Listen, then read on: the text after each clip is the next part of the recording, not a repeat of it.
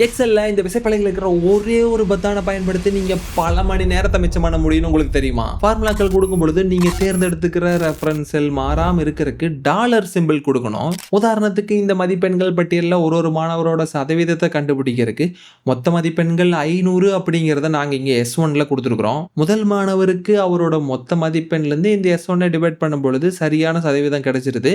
ஆனா அடுத்தடுத்த மாணவர்களுக்கு இந்த ஃபார்முலாவை கீழே இழுத்து விடும் பொழுது டிவைடட் பை 0 அப்படிங்கிற எரர் கிடைக்குது.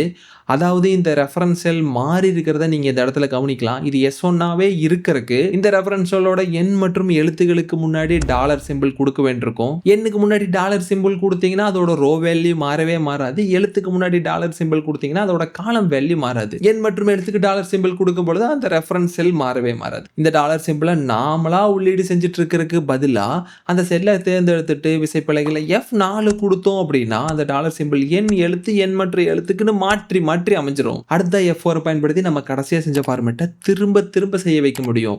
உதாரணத்துக்கு இந்த இடத்துல நாங்க குறிப்பிட்ட செல்லோட எழுத்து அளவு மட்டும் பெருசு பண்ணியிருக்கிறோம். அதுக்கப்புறமா வேற செல்லை வச்சு F4 கொடுத்தோம் அப்படின்னா அந்த செல்லுலையும் எழுத்து அளவு கடைசியா பண்ண மாதிரி பெருசாயிரும். இந்த F4 சம்பந்தப்பட்ட பயன்பாடுகள் உங்களுக்கு பிடிச்சிருந்துச்சா, புதுசா இருந்துச்சா, மேலும் எக்ஸல் சம்பந்தப்பட்ட தந்திரங்கள் வேணுமா அப்படிங்கிறத கருத்து பட்டியல சொல்லிட்டு கண்டிப்பா எங்களை பின்தொடருங்கள்.